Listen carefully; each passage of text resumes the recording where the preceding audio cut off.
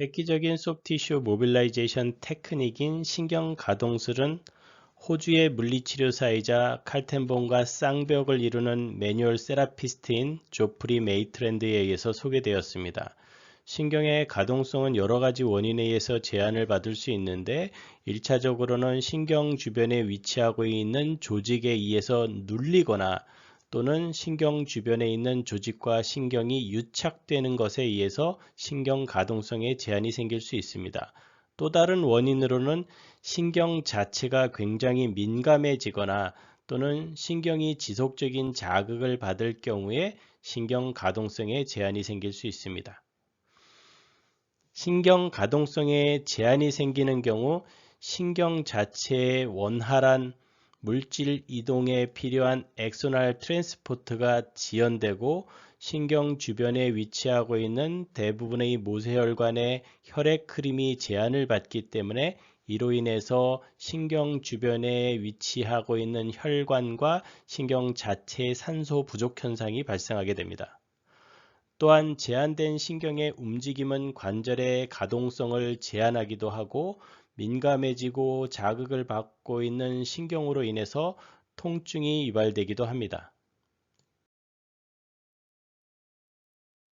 정상적인 신경은 신경 주변의 환경 변화에 적응할 수 있는 역학적인 특성을 갖게 되는데 그 첫 번째는 신경 주변에 위치하고 있는 근육이 수축하여 부피가 커져서 신경을 누르게 되면 그 누르는 자극에 적응해서 어느 정도 눌리는 형태의 변화가 발생하게 됩니다.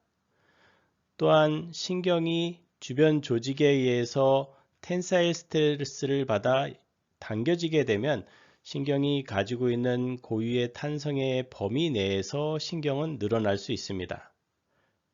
잡아당겨지는 자극이 신경이 가지고 있는 고유 탄성의 범위를 넘어서게 되면 신경은 잡아당겨지는 방향으로 미끄러지는 방법을 통해서 주변 환경 변화에 적응하게 됩니다. 즉, 세 가지 특성은 압박되면은 눌리게 되고 신경이 잡아당겨지면 탄성의 범위 내에서 늘어나게 되고 탄성의 범위를 벗어나서 당겨지게 되면 미끄러지는 등의 역학적인 변화를 통해서 신경은 주변 환경 변화에 적응하게 됩니다.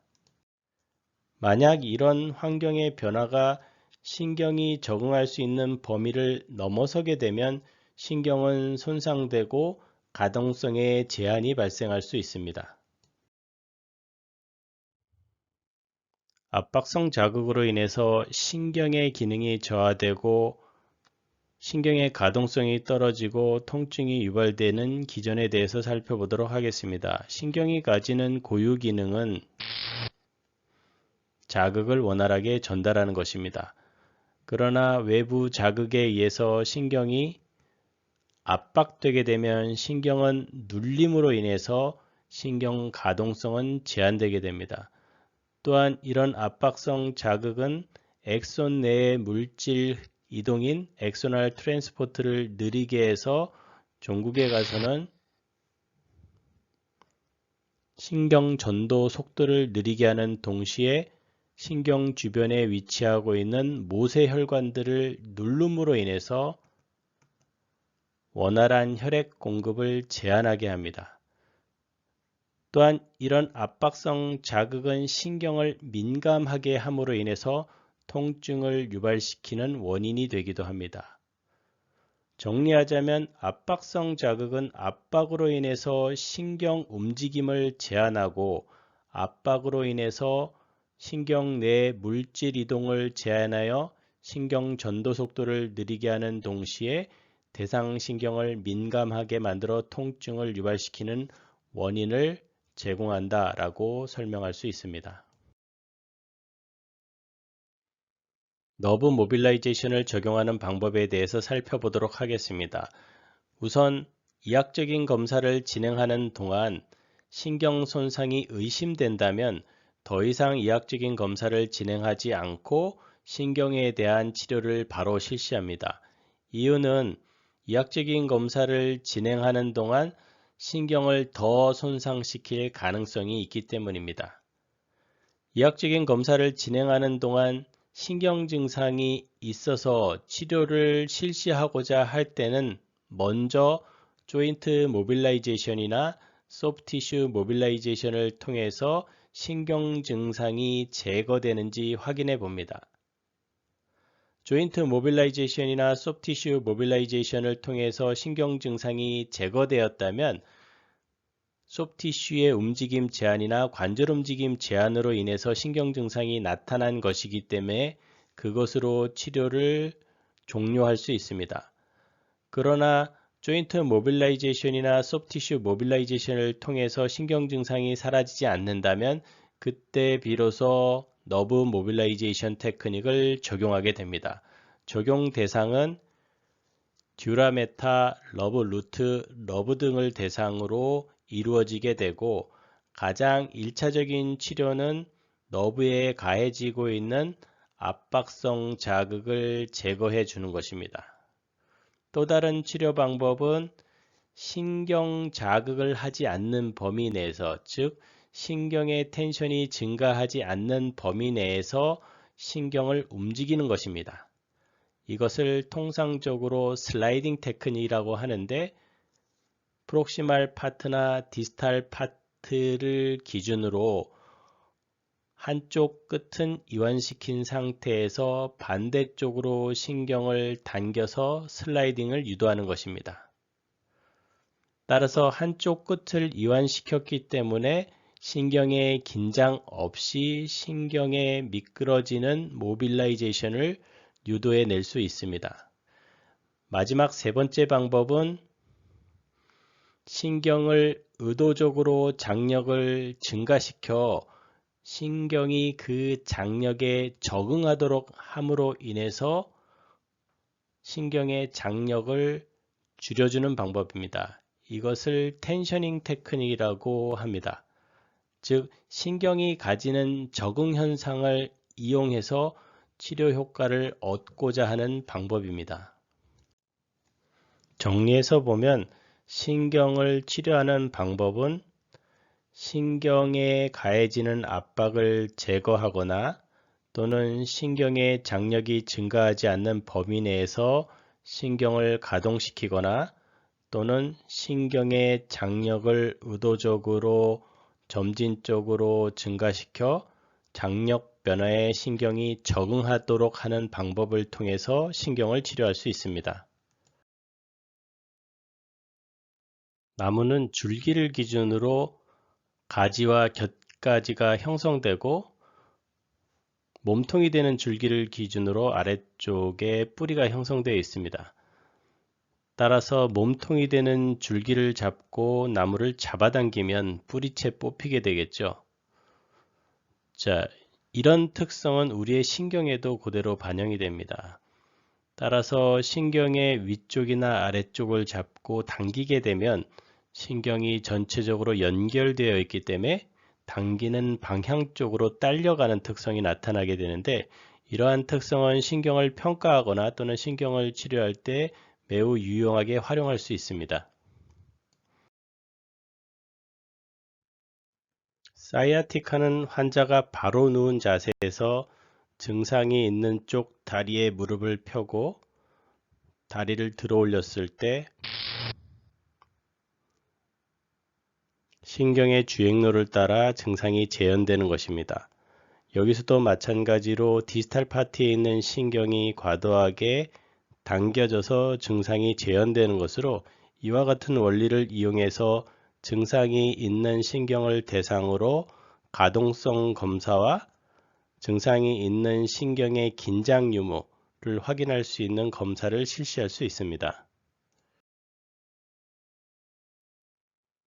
신경의 가동성을 확인하기 위해서는 환자가 신경 증상이 없는 상태에서 검사가 이루어져야 합니다. 따라서 환자는 힙 조인트를 익스텐션 시켜 자극받고 있는 신경이 루즈해지도록 만들고 그 자세를 견고하게 유지한 상태에서 앵클 조인트를 도지 프렉션 시킵니다.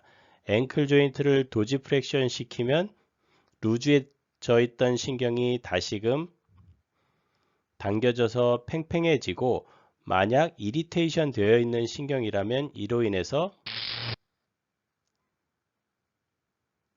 증상이 재현될 것입니다.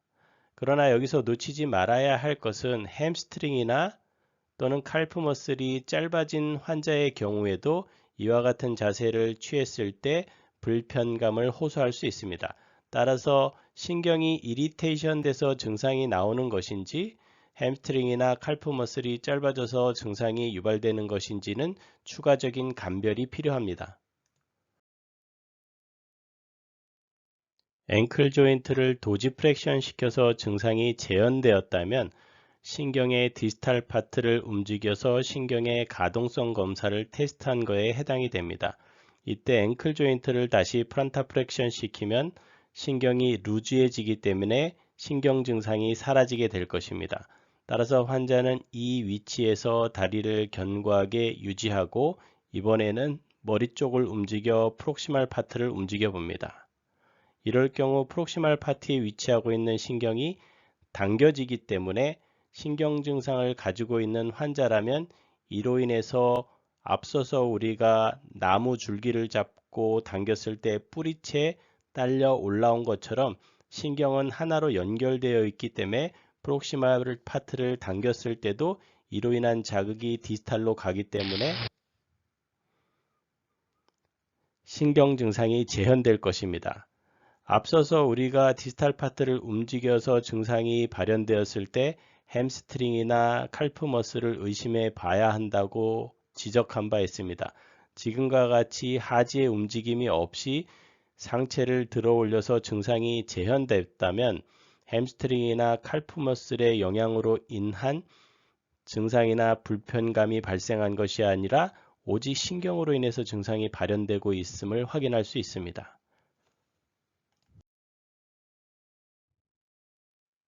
이리테이션 되어 있는 신경을 확인하는 또 다른 방법은 신경을 최대한 늘려보는 것입니다. 즉, 프록시말 파트와 디스탈 파트를 동시에 당겨 신경의 최대 신장 위치에 놓이게 하는 것입니다. 머리를 들어 올려 프록시말 파트에 위치한 신경을 신장시키고 앵클 조인트를 도지 프렉션 시켜서 디스탈 파트에 위치하고 있는 신경을 당기게끔 하면 신경은 최대 신장 위치에 놓이게 되고 만약 신경이 이리테이션 되어 있다면 이러한 긴장감으로 인해서 신경 증상이 재현되게 될 것입니다. 이렇게 신경을 최대한 긴장된 위치에 놓이게끔 하여 증상을 유발시키는 검사를 러브 텐션 테스트라고 합니다. 신경을 가동시키는 방법에는 슬라이딩 테크닉과 텐셔닝 테크닉이 있습니다. 슬라이딩 테크닉은 신경을 프록시말 파트나 디스탈 파트 쪽으로 당겨 미끄러지도록 하는 모빌라이제이션 테크닉 방법이고, 텐셔닝 테크닉은 신경을 프록시말 파트와 디스탈 파트를 동시에 당겨 의도적으로 신경의 긴장을 유발시키고 신경이 증가된 긴장에 적응하도록 하는 방법의 모빌라이제이션 테크닉입니다. 슬라이딩 테크닉의 궁극적인 목적은 유착된 조직으로부터 신경을 분리해내는 것입니다. 앞서서도 강조했지만 신경은 주변 조직과 유착될 수 있고 주변 조직과 유착된 신경은 가동성이 떨어지게 됩니다. 따라서 적용하는 방법은 프록시말 파트를 이완시켜 신경의 긴장이 발생하지 않도록 한 상태에서 디스탈을 움직이거나 디스탈 파트를 이완시켜 신경을 루즈하게 만들고 프록시말 파트를 움직이는 방법 등으로 슬라이딩 테크닉을 적용할 수 있습니다. 슬라이딩 테크닉이 갖는 가장 큰 장점은 신경의 긴장을 유발시키지 않은 상태에서 신경을 가동할 수 있다는 것입니다.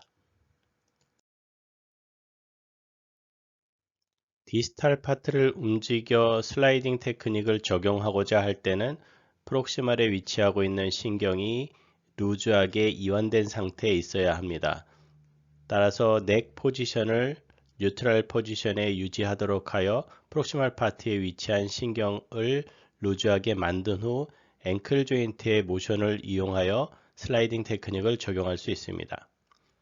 앵클 조인트의 도지 프랙션과 플란타 프랙션을 반복하는 과정 중에 디스탈 파티에 위치하고 있는 신경은 당겨지면서 미끄러져 가동성이 유발되고 이로 인해서 주변 조직과 유착된 신경이 분리될 수 있습니다. 반면 프록시말에 위치한 신경을 움직여 슬라이딩 테크닉을 적용하고자 할 경우에는 디스탈 파트가 루즈해진 상태에 유지되어야 합니다. 따라서 앵클 조인트를 플란타 프랙션 시켜 디스탈 파티의 신경이 루즈한 상태를 유지하고 프록시말 파트에 해당되는 넥 포지션을 변경하여 슬라이딩 테크닉을 적용하게 됩니다.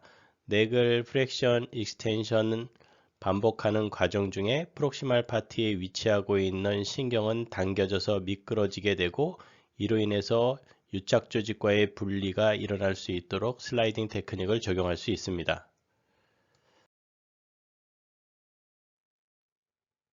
텐셔닝 테크닉은 신경이 환경 변화에 적응하는 특성을 활용하는 것입니다.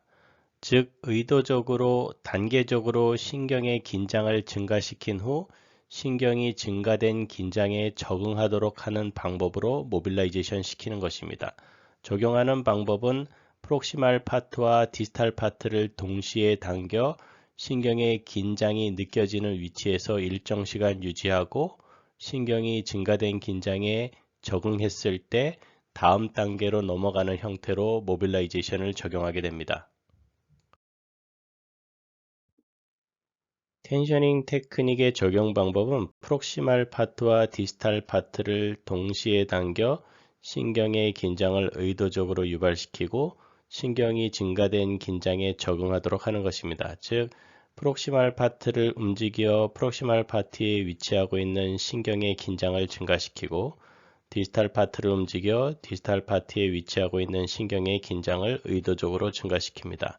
이 동작은 동시에 이루어져야 되고 신경은 증가된 긴장이라는 환경 변화에 일정 시간 경과하게 되면 적응하게 될 것이고 따라서 신경 증상이 사라지게 될 것입니다. 그러면 그때 양쪽 모두를 움직여 가동 범위를 증가시키고 신경은 증가된 가동 범위 내에서 다시 증가된 긴장에 적응하도록 하게 함으로써 점진적으로 신경의 가동성이 증가되도록 하는 방법으로 모빌라이제이션 시키는 것을 텐셔닝 테크닉이라고 합니다.